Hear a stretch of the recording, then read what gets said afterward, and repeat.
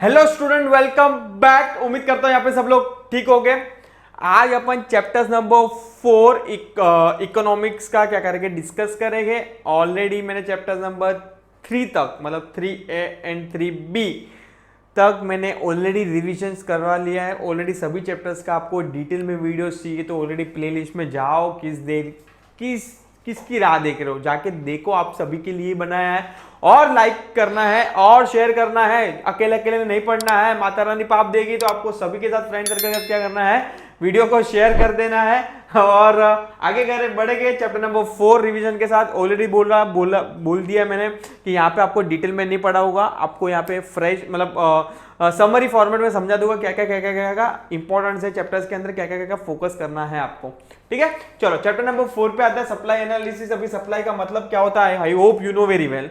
उससे पहले certain concept पढ़ लेते हैं कि भाई आउटपुट क्या होता है, स्टॉक क्या होता है, सप्लाई क्या होता है। आउटपुट इज नथिंग बट कोई भी गुड्स आप प्रोड्यूस कर रहे हो और फिनिश गुड्स के फॉर्म में जो निकल के आ रहा है वो आपका आउटपुट हो जाएगा। अभी मैं बात करूं स्टॉक का मतलब वो होता है कि भाई सेलर कभी भी कहीं भी अवेलेबल है क्या करने के लिए, डिलीवरी करने के लिए। इज नथिंग बट स्टॉक के अंदर वो पोटेंशियल है, वो पावर है कि जब भी मार्केट में डिमांड आए, कस्टमर क्या करे, डिमांड करेगा, तभी सप्लायर क्या करेगा, गुड्स क्या करेगा, सप्लाई करेगा। और तब तक जो गुड्स कहां पे रखते हैं, फेयर हाउस में रखते हैं, वो चीज को आप बोल सकते हो स्टॉक। तो stock is nothing but total quantity of commodity available for sale with the seller at a particular point of time. Particular point of time का मतलब होता है जब भी मार्केट में डिमांड आती है कस्टमर से, सेलर सप्लायर क्या होना चाहिए, अवेलेबल होना चाहिए वो गुड्स सप्लाई करने के लिए। बाद में आ जाएगा सप्लाई का मतलब ही क्या होता है, नथिंग बट आप अगर मैं सिंपल भाषा में बोलूं, सप्लाई इज नथिंग बट कोई भी गुड्स सप्लायर सेलर क्या कर रहा है, कंज्यूमर की नीड को फुलफिल कर रहा है, is nothing but supply is a relative term. It is always express in relation to the price. बात करो प्राइस से, टाइम से और क्वांटिटी से। मतलब मैं तुम लोगों को जस्ट बोला कि भाई कोई भी टाइम पे कोई भी कभी भी वो गुड्स सप्लाई करने के लिए रेडी है, उसको आप सप्लाई बोल सकते हो सिंपल टर्म में। यस, अभी सप्लाई की अगर मेरे को डेफिनेशन करना है प्राइस के साथ अगर मुझे सप्लाई को क्या करना है, डिफाइन करना है, तो देखो पहली बात तो यहाँ पे आपको खुद को मालूम है कि ऑलरेडी जिसे डिटेल वीडियो देखा रहेगा उसको मालूम है कि सप्लाई और प्राइस का जो रिलेशन है वो क्या है, डायरेक्ट है। मतलब अगर प्राइस बढ़ी तो सप्लाई भी बढ़ेगी, क्योंकि आपको किसके एंगल से सोचना है, जब भी आप सप्लाई पढ़ोगे ना तभी आपको प्रोड्यूसर बन जाना है। क्या बन जाना है, प्रोड्यूसर या तो सेलर बन जाना है। सेलर मतलब सप्लायर बन जाना है कि आप अगर सपोज कि कोई गुड्स क्या कर रहे हो, आप सेल कर रहे हो, सेलर बन जाना है। तो आप क्या सोचोगे कि जितना प्राइस बढ़ेगा उतना मैं सेल ज्यादा करूंगा, क्योंकि उसके कारण क्या होगा, मेरा प्रॉफिट बढ़ेगा। प्राइस कम होगा, सप्लाई रोक दूंगा, सप्लाई कम कराऊंगा, उससे कारण मेरा लॉस क्या होगा, कम होगा। मतलब आप जो रिलेशंस देख रहे हो सप्लाई और प्राइस के बीच में, वो क्या है, डायरेक्ट रिलेशंस है, नहीं कि इनवर्स रिलेशन। अपन ने देखा था कि डिमांड और प्राइस के बीच में जो रिलेशंस है उसमें क्या है, इनवर्स रिलेशन है। कि भाई वो अपन किसके एंगल से पढ़ रहे थे, वो कस्टमर के एंगल से पढ़ रहे थे कि कस्टमर तभी बाय करेगा जब भी प्राइस कम होगा, कस्टमर कम बाय कभी करेगा जब भी प्राइस हाइक होगा। तो वो जो रिलेशन था वो किसके एंगल से सोच रहे थे, अपन कस्टमर के एंगल से सोच रहे थे। इसलिए there is a inverse relationship बोल सकते हो आप डिमांड और प्राइस के बीच में। बट यहां पे आपको प्रोड्यूसर से एंगल से सोचना है। प्रोड्यूसर के एंगल से क्या सोचेगा कि अगर प्राइस बढ़ेगा तो मैं सप्लाई ज्यादा करूंगा, सप्लाई ज्यादा करूंगा तो मुझे क्या मिलेगा, प्रॉफिट मिलेगा। तो ये सप्लाई की सिंपल डेफिनेशन है। अभी इंडिविजुअल सप्लाई का क्या होता है, देखो रिलेशन देख रहे हो आप, ये कर्व क्या जा रहा है, अपवर्ड मूवमेंट में जा रहा है। आप बोल सकते हो लेफ्ट टू राइट। यस, अगर मैं इंडिविजुअल सप्लाई कर्व की बात करूं या तो मार्केट सप्लाई कर्व की बात करूं, दोनों डायग्राम आपको दिख रहा है, तो दोनों का कर्व अपवर्ड मूवमेंट में जाएगा। क्योंकि भाई जैसे जैसे प्राइस बढ़ेगा वैसे वैसे प्रोड्यूसर सप्लायर क्या करेगा, अपनी क्वांटिटी सेल करने के लिए ज्यादा सप्लाई करेगा। अभी वेरी वेरी इंपॉर्टेंट क्वेश्चंस ये आ जाएगा, डिटरमिनेंट ऑफ सप्लाई, कि किसके बेस पे मेरी सप्लाई क्या होती है, फिक्स होती है, nothing but determinant. Price is one of the best factor, क्योंकि बेस्ट फैक्टर मतलब मेन फैक्टर बोल सकते हो, क्योंकि आज अपन ने जस्ट ऊपर भी पढ़ा कि supply is relative term, related to the price हो गया। तो ये फर्स्ट आपका जो डिटरमिनेंट भी सेट होता है किसके बेस पे होता है, प्राइस ऑफ द कमोडिटी। अगर प्राइस ज्यादा होगा तो सप्लाई ज्यादा होगी, प्राइस कम होगा तो सप्लाई कम होगी। सेकंड आ जाता है स्टेट ऑफ टेक्नोलॉजी। अगर सपोज कि फॉर एग्जांपल कॉस्ट मेरा अगर बढ़ रहा है तो प्रोड्यूस का जो गुड्स प्रोड्यूस करेगा उसका भी कॉस्ट बढ़ेगा, तो मेरी सप्लाई क्या हो जाएगी, कम हो जाएगी, क्योंकि कस्टमर बाई नहीं करेंगे। अगर सपोज कि फॉर एग्जांपल मैं ऐसा टेक्नोलॉजी यूज कर रहा हूँ जिसके कारण फेवरेबल इंपैक्ट पड़ रहा है, मतलब जिसका कॉस्ट कटिंग हो रहा है, कॉस्ट कटिंग होगा तो सप्लाई का एमआरपी कम होगा, मतलब सप्लाई गुड्स का क्या हो जाएगा, कॉस्ट कम हो जाएगा, कॉस्ट कम होगा तो क्या बढ़ेगी, सप्लाई बढ़ेगी। समझ में आ रहा है? तो ये डिपेंड करता है स्टेट ऑफ टेक्नोलॉजी क्या है। Cost of production, one second बोला कि अगर कॉस्ट बढ़ेगा तो भाई मेरा गुड्स का कॉस्ट भी बढ़ेगा, गुड्स का कॉस्ट भी बढ़ेगा तो अल्टीमेटली मेरी सप्लाई क्या होने नीचे होने वाली है। देखो यहाँ पे क्लियरली लिखा है, if the factor price increasing cost of production is also increasing, as a result supply decreases. Next आ जाएगा इंफ्रास्ट्रक्चर फैसिलिटी, जैसे कि ट्रांसपोर्ट हो गया, कम्युनिकेशन, पावर। अगर सपोज कि फॉर एग्जांपल ये इसमें चेंज हो रहा है, इसमें प्राइस हाइक हो रही है तो अल्टीमेटली मेरे cost of production nothing but cost of production क्या बोलो, कॉस्ट ऑफ सप्लाई भी क्या होगी, इंक्रीज होगी और अल्टीमेटली मेरी सप्लाई क्या हो जाएगा, कम हो जाएगा। नेक्स्ट है government policy. Once again government अगर कोई फेवरेबल पॉलिसी लाता है सेलर के एंगल से सोच के तो ऑफकोर्स सप्लाई क्या होगी, ज्यादा होगी। अगर गवर्नमेंट कोई अनफेवरेबल पॉलिसी लाता है तो सप्लाई क्या होगी, कम होगी। नेक्स्ट आएगा नेचुरल कंडीशंस कैसी है, जैसे कि नेचुरल क्लाइमेटिस आ गई, फ्लड हो गया, तो उस पर भी डिपेंड करता है कि भाई मेरा सप्लाई पे क्या इंपैक्ट पड़ेगा। तो ऑफकोर्स ये सब नेचुरल क्लाइमेट आ गई तो भाई ऑफकोर्स सप्लाई डिक्रीज ही होने वाला है। नेक्स्ट आएगा मतलब जनरली ये जो एग्रीकल्चर गुड्स है उस पर डायरेक्ट इंपैक्ट पड़ता है। मैं बात यहाँ पे स्टील की बात नहीं कर रहा हूँ कि भाई यहाँ पे कोई रेफ्रिजरेटर गुड्स की बात नहीं कर रहा हूँ, यहाँ पे मैं जो बात कर रहा हूँ एग्रीकल्चर गुड्स की बात कर रहा हूँ कि उस पर ज्यादा इंपैक्ट पड़ सकता है। कि अगर सपोज कि फॉर एग्जाम्पल अच्छी सी फसल हो रही थी पर अचानक सडनली फ्लड आ गया तो पूरी फसल बेकार, तो ऑफकोर्स मार्केट में अगर खेत में ही फसल नहीं है तो मार्केट से कहां से पहुंचेगी, तो अल्टीमेटली शॉर्टेज का क्या होगा, प्रॉब्लम होगा। Future expectation about price, of course अगर सेलर, अगर मैं सोच रहा हूं कि मुझे मालूम है फ्यूचर में अब दिवाली आ रही है नेक्स्ट मंथ में, तो भाई उधर जो चीनी का भाव 30 रुपए था वहां पे 40 रुपए पर केजी मिलेगा, तो मैं क्या करूंगा, अभी कम प्राइस पे क्या करूंगा, सेल करूंगा, मतलब सॉरी जो भी प्राइस रहेगा उसमें कम सप्लाई करूंगा। फ्यूचर में मैं क्या करूंगा, ज्यादा प्राइस में ज्यादा सप्लाई करूंगा क्योंकि उसके कारण क्या होगा, मुझे प्रॉफिट होगा। नेक्स्ट हो जाएगा other factor also, nature of the market कैसा है, relative price of the other goods, export import, industrial relations, available of the factor of production etcetera, ये सब क्या हो गया, अदर फैक्टर्स के अंदर काउंट हो जाए, इसके बेस पे मेरी सप्लाई क्या होती है, फिक्स होती है। उसके बाद आ जाता है इंपॉर्टेंट क्वेश्चन जो होगा law of supply, very very important question for your board exam, जो 8 मार्क के लिए भी फिट हो सकता है मेरे हिसाब से। अभी लॉ ऑफ सप्लाई का फंडामेंटल वंस अगेन ये प्रोफेसर अल्फ्रेड मार्शल ने दिया, उसकी books principle of economics 1890, yes उसमें क्लियरली उसने जो लॉ ऑफ स्टेटमेंट का जो हार्ट है, स्टेटमेंट ऑफ लॉ क्लियरली लिखा है, अदर थिंग बीइंग कांस्टेंट, मतलब सब चीजें क्या है, कांस्टेंट है। Higher the price of the commodity, more is the quantity supply, and lower the price of the commodity, less is the quantity supply। ये तो जो अभी जस्ट मैं हिंदी में बोला वो इंग्लिश में बोल रहे हैं कि भाई जितना सप्लाई प्राइस बढ़ेगा उतना ज्यादा सप्लाई होगा, जितना कम प्राइस होगा उतना कम सप्लाई होगा। वंस अगेन रिपीट कर रहे हैं कि मेरे साथ ये स्टेटमेंट ऑफ लॉ क्या बोला है, other thing being constant, higher the price of the commodity, more is the quantity supplied, and lower the price of the commodity, less is quantity supplied। Simple sober form में इन लोग ने law को क्या किया, statement of law बनाया है supply का। जब भी आपको लॉ आता है तो हमेशा इसका हार्ट जो है स्टेटमेंट ऑफ लॉ लिखना भूलना नहीं है बाबा, प्लीज 1 मार्क्स है उसका। यस चलो अजम्पशन, ऑफ कोर्स सभी लॉ अपन ने डीएमयू पढ़ा, डिमांड पढ़ा, सबके अजम्पशन है क्योंकि आगे वही ने वर्ड लिखा है other thing being a constant, मतलब सब चीजें क्या है, स्थिर है। तो ऑफ कोर्स ये अजम्पशन के बेस पे बना है। लेट्स सी क्या क्या कांस्टेंट रखा है भाई ने।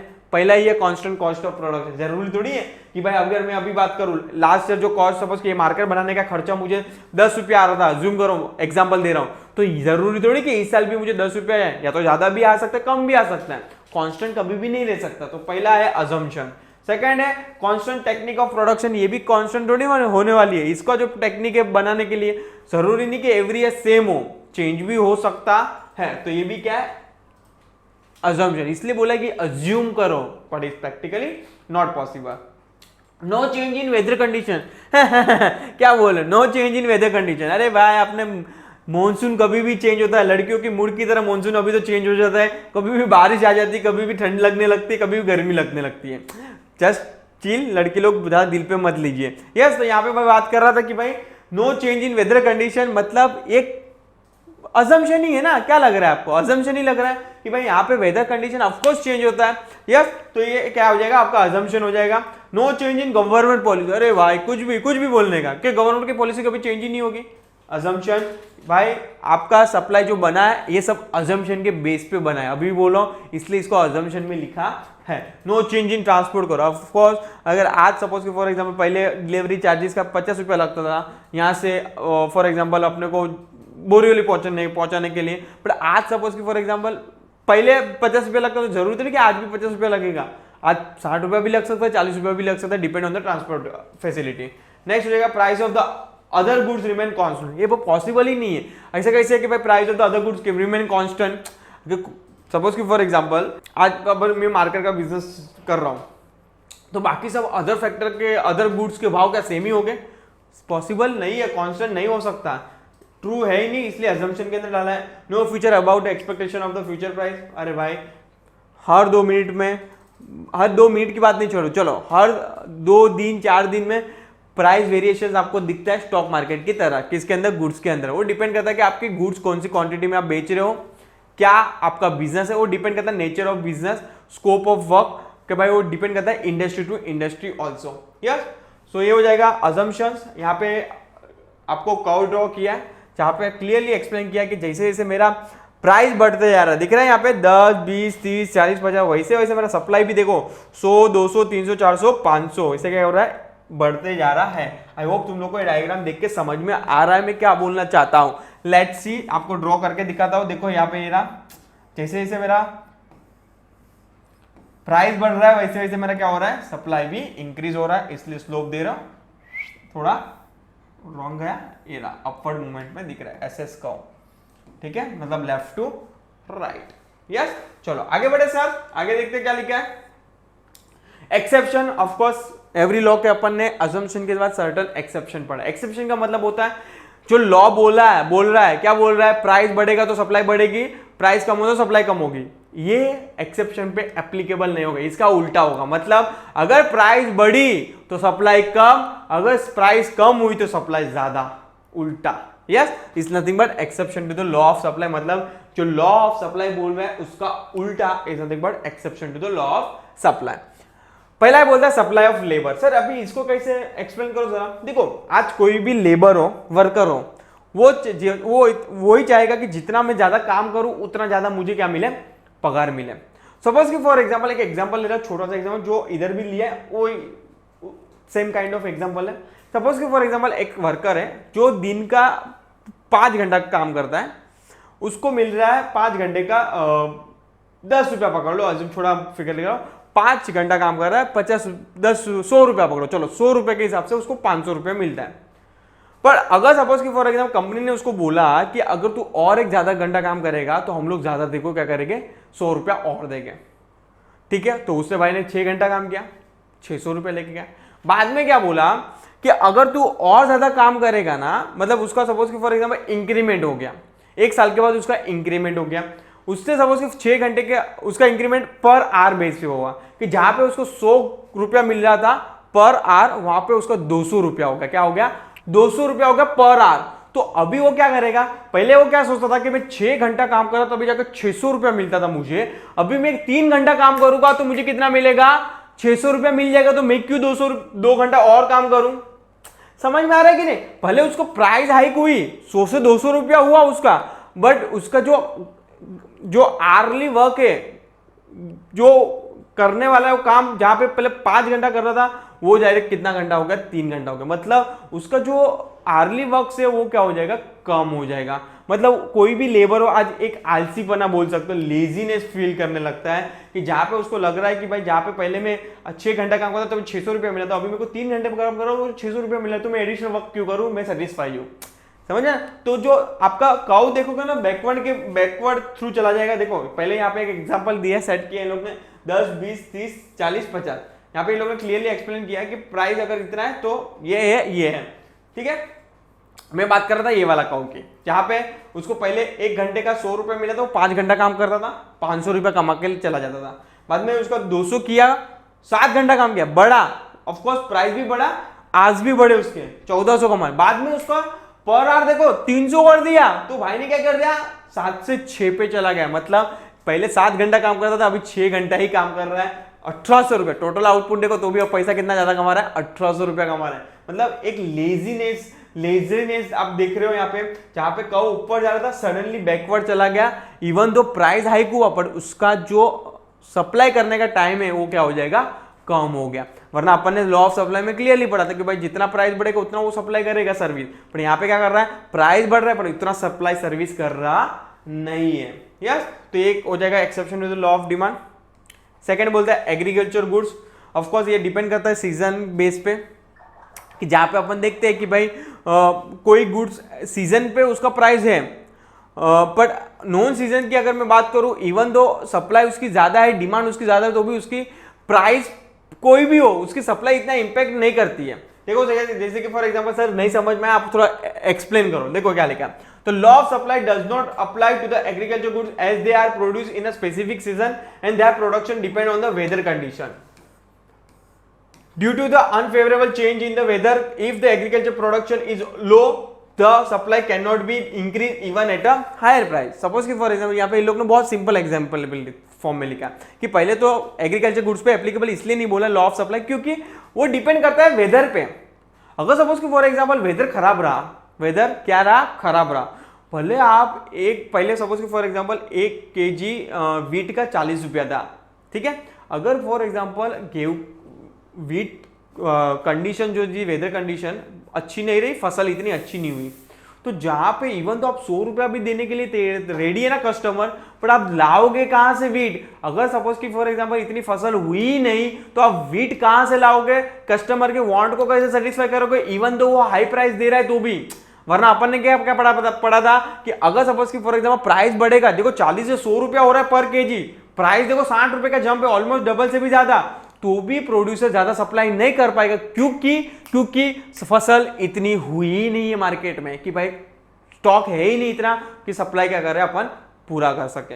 तो ये यही बोल रहा है, due to the unfavourable change in weather condition if the agriculture production is low, अपना एग्रीकल्चर प्रोडक्शन क्या है, लो है, मतलब कम है in short, their supply cannot be increase even at a high price। मतलब यहाँ पे बल्ले बल्ले नहीं कर रहा हूं मैं, तुम लोगों को ये बोल रहा हूं कि 100 रुपया भी हो गया तो भी उसकी सप्लाई इंक्रीज नहीं होगी, क्योंकि उसके प्रोडक्शन में, उसके खेती में, या तो फिर उसके स्टॉक में, इन्वेंट्री में वीट है ही नहीं, तो क्या सप्लाई करेगा? बाबा जी का टुल्लू, समझ में आया? ठीक है। Next, urgent need for cash. अगर कोई सप्लायर को अर्जेंट में कैश की जरूरत है तो वो क्या करेगा, कम प्राइस पे भी क्या करेगा, गुड्स निकाल देगा, क्योंकि उसको हार्ड कैश की क्या है, जरूरत है। वरना लॉ क्या पढ़ा था अपन ने, सप्लायर तभी सेल करेगा ज्यादा जब भी पैसा बढ़ेगा, प्राइस बढ़ेगा तभी बढ़ेगा। ये वाले सिनेरियो में क्या होगा, अगर वो सप्लायर को पैसे की अर्जेंट नीड है तो भी वो कम प्राइस पे भी क्या करेगा, सप्लाई कर देगा। Next, perishable goods. Of course perishable goods मतलब जो गुड्स बिगड़ जाने वाला है, तो वो कम प्राइस पे भी क्या करेगा, सेल कर देगा कि भाई ज्यादा लॉस ना हो मुझे। और लास्ट है रेयर गुड्स। रेयर गुड्स से कोई फर्क नहीं पड़ता आपके सप्लाई पे, वो प्राइस बढ़े कम हो उसकी सप्लाई इतना ही रहेगी, मतलब उतना उसको अब चेंज नहीं हो जाएगा। इन शॉर्ट रेयर गुड्स ही होता है, मतलब वो एक देखते हैं ना अपन, ओल्ड कॉइन हो गया, ओल्ड पेंटिंग्स हो गई, रेयर गुड्स के अंदर काउंट होता है। तो वो सभी लोग नहीं लेते हैं, भले उसका प्राइस बढ़े कि कम है, उसकी डिमांड पे कोई, सप्लाई पे कोई इतना इंपैक्ट पड़ता नहीं है। तो ये हो जाएगा exception to the law of supply. बाद में आते हैं, उम्मीद करता हूं तुम लोगों को समझ में आया। If you are still doubt regarding the any questions, please मुझे बिंदास कमेंट सेक्शन में डाल दे, वरना मुझे सपना नहीं आएगा कि मेरा बच्चा उधर अंधेरी में बैठा है उसको ये डाउट है, या तो वो बच्चा मेरा विरार में बैठा है उसको ये डाउट है। जब तक आप कमेंट्स नहीं लिखोगे तब तक मुझे नहीं समझ में आएगा, इसलिए आपको कमेंट्स लिखना जरूरी है। जो भी नहीं समझ में आ रहा बिंदास लिखो। और हाँ, एक इंपॉर्टेंट चीज भूल गया यहाँ पे, जो है इंपॉर्टेंट क्वेश्चन, जो है सप्लाई ऑफ लेबर। बहुत बार इन लोग ने 4 मार्क के लिए पूछा है, इन लोग ने 4 मार्क के लिए पूछा है, तो प्लीज बच्चे लोग डायरेक्ट क्वेश्चन आया supply of labour please explain, क्योंकि वो लोग उम्मीद करते हैं कि आप क्या करो, डायग्राम ड्रॉ करो। ये जो लेजर टाइम जो दिख रहा है ना, बैकवर्ड बेंडिंग कर्व, उन लोग क्या कर रहे हैं, उम्मीद करते हैं कि ये 4 मार्क के अंदर आप ये ड्रॉ करके आओ विद टेबल। समझ में आया? तो बता दिया, एक इंपॉर्टेंट चीज निकल गया था कंसेप्ट, तुमको बता दिया।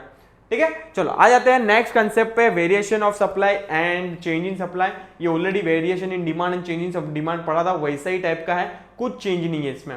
वेरिएशन इन सप्लाई क्या बोलते हैं कि यहाँ पे मेरा जो फैक्टर होगा वो प्राइस ही होगा, जो डिमांड में भी बोल रहा था कि जो फैक्टर होगा मेरा कौन सा होगा, प्राइस होगा। अगर प्राइस ऊपर नीचे हुई तो ही मेरी सप्लाई चेंज होगी। सपोज कि फॉर एग्जांपल वेरिएशन के अंदर दो कंसेप्ट आता है, पहला हो जाएगा एक्सपेंशन ऑफ सप्लाई और दूसरा हो जाएगा कॉन्ट्रैक्शन ऑफ सप्लाई। एक्सपांड तभी हो सकती सप्लाई जब भी प्राइस क्या होगी, हाइक होगी।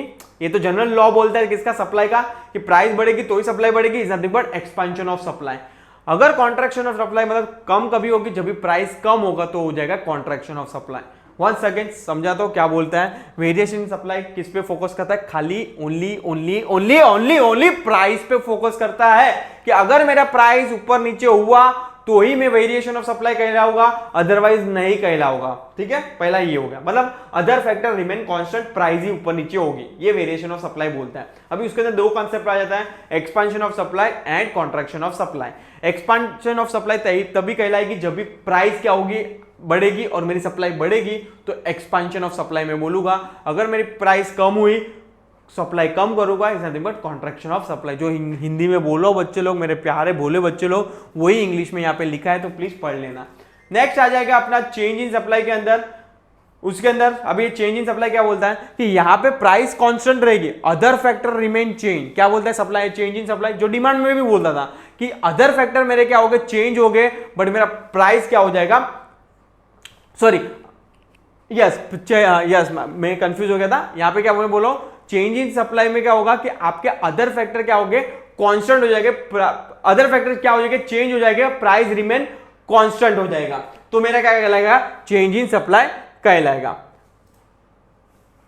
देखो क्या लिखा है, when other factor change but price remain constant. मेरा प्राइस क्या है बॉस, सेम रहेगा, बट मेरे अदर फैक्टर क्या होगा, चेंज हो गए, तो मैं क्या कहलाऊंगा, चेंज इन सप्लाई कहलाऊंगा। ऊपर क्या पड़ा था वेरिएशन ऑफ सप्लाई में, जी price remain constant, other factor क्या हो जाएगा, sorry price remain change, other factor मेरे क्या हो जाएगा, कांस्टेंट हो जाएगा, तो मैं क्या कहलाऊंगा, वेरिएशन इन सप्लाई कहलाऊंगा। बहुत कंफ्यूजन हो रहा है, कंफ्यूजन नहीं क्लियर करना है, वापस से मैं एक्सप्लेन कर रहा हूं।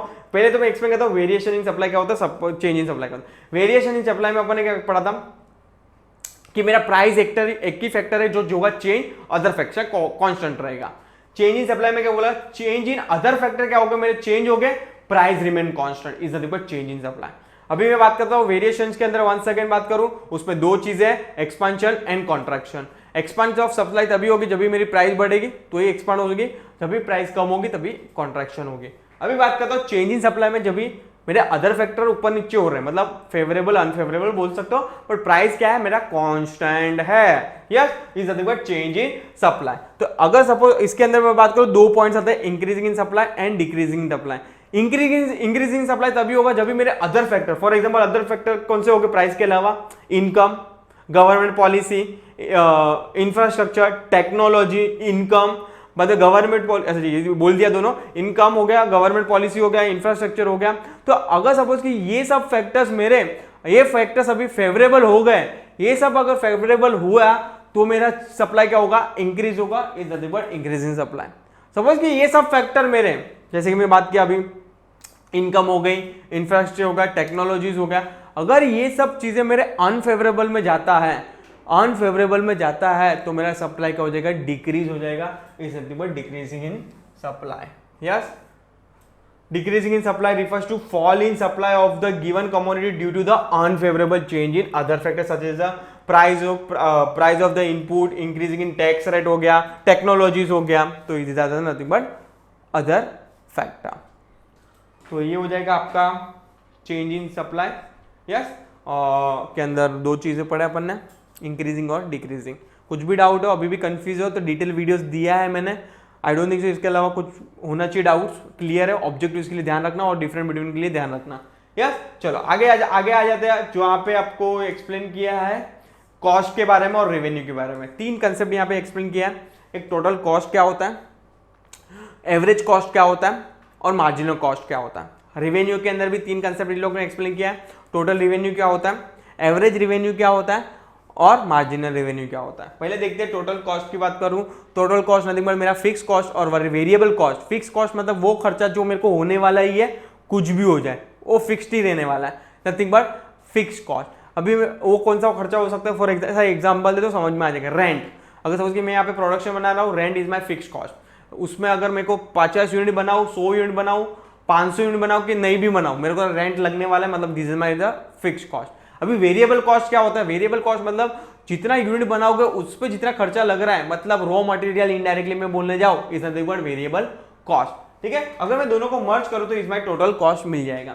अगर मुझे एवरेज कॉस्ट निकालना है कि मुझे एक मार्कर बनाने के लिए कितना खर्चा लगता है, तो मैं क्या करूंगा, total cost divide by total quantity. Suppose कि फॉर एग्जांपल 100 रुपया खर्चा लग रहा है, 100 रुपया total cost divide by quantity है, टोटल क्वांटिटी 10, तो कितना निकल के आएगा, 10 रुपया पर quantity is nothing but average cost. अभी मार्जिनल कॉस्ट का मतलब क्या होता है कि भाई एक यूनिट बनने के बाद मुझे एक्स्ट्रा यूनिट बनाने के लिए कितना खर्चा लगता है, is nothing but marginal cost. तो यहां पे आ जाएगा total cost, nothing but total cost के बाद जो एक यूनिट बनती है is nothing but marginal cost. आ जाते हैं रेवेन्यू की तरफ, रेवेन्यू नथिंग बट इनकम की तरफ। अभी टोटल रेवेन्यू क्या होता है, अब जितना प्राइस है उसके साथ मैं क्वांटिटी को इनटू कर दूंगा, मेरा टोटल रेवेन्यू मालूम गिरेगा मुझे कितना टर्नओवर हुआ है। यस, तो total revenue price into quantity is nothing but total revenue. अगर मुझे एक रेवेन्यू जानना है कि एक मार्केट के पीछे मैं कितना कमा रहा हूं, तो total quantity, total revenue divide by मैं क्या करूंगा, टोटल क्वांटिटी करूंगा, तो मुझे मालूम गिर जाएगा कि भाई मुझे एक क्वांटिटी के पीछे इतना रेवेन्यू मिला है। सपोज कि फॉर एग्जांपल टोटल रेवेन्यू मेरा 1000 रुपया, समझ में, और मैं क्वांटिटी डिवाइड कर रहा हूं फॉर एग्जांपल 10 से डिवाइड कर रहा हूं 10 से, तो पर क्वांटिटी कितना हुआ, 100 रुपया मैंने कमाया। यस, और लास्ट है मार्जिनल रेवेन्यू, मतलब एक्स्ट्रा यूनिट बेच के आप कितना कमा रहे हो is nothing but marginal utility, और मार्जिनल यूटिलिटी सॉरी क्या, मार्जिनल रेवेन्यू। यस, तो total revenue minus extra unit कमाने के बाद, एक्स्ट्रा यूनिट बेचने के बाद सॉरी कितना कमा रहे हो उसको मैं माइनस करूंगा, तो मेरे को क्या मिल जाएगा, मार्जिनल रेवेन्यू मिल जाएगा। सो आई थिंक सो यहाँ पे अपना चैप्टर क्या हो जाता है, यस कंक्लूड हो जाता है। आई होप तुम लोग को समझ में आ रहेगा। को अगर कुछ भी डाउट है रिगार्डिंग दिस चैप्टर नंबर 4 बिंदास कमेंट सेक्शन में डाल के, और नेक्स्ट वीडियो के लिए टिल टाइम अपडेट रहिए। Thank you so much.